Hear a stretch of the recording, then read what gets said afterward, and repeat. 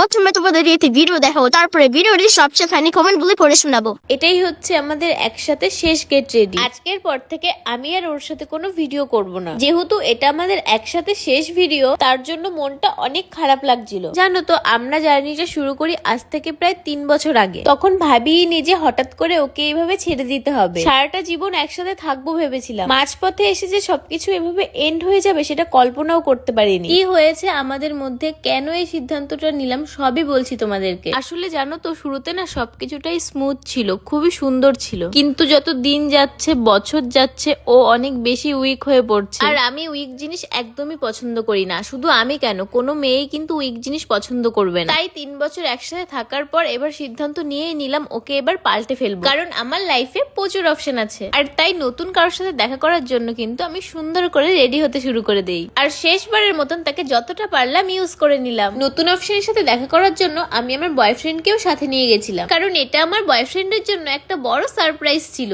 আমি দেখতে চাইছিলাম ওর রিয়াকশনটা ঠিক কি হয়। আমি তো ভাবতেই পারিনি সারপ্রাইজটা দেখার পর আমার বয়ফ্রেন্ড এতটা ভেঙে পড়বে, কারণ এটা ওর কাছে খুবই একটা ইমোশনাল মোমেন্ট ছিল। আমি পুরনোর হাত ছেড়ে নতুনের হাত ধরছিলাম, এটা দেখে ও মানতেই পারছিল না। ও ভাবছিল আমি কিভাবে এটা করলাম, কারণ আমি তো আমার বয়ফ্রেন্ডের লাখ টাকার স্বপ্ন পূরণ করছিলাম। স্বপ্নটা হলো, থাক আজ আর তোমাদের সাথে শেয়ার করব। चलिए शुरू करते हैं। এদের কিছু হয়নি, এদের ভিউ কমে গেছে। प्यारी समझ गई।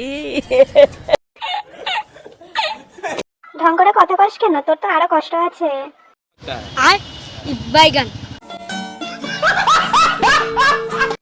দিদিদের ছেলের থেকেও বেশি নেকা এরা। ঠিক বলেছো। তোকে পুরো ফকিন্নির মতো লাগছে। কথা কি ক্লিয়ার না ভেজাল আছে?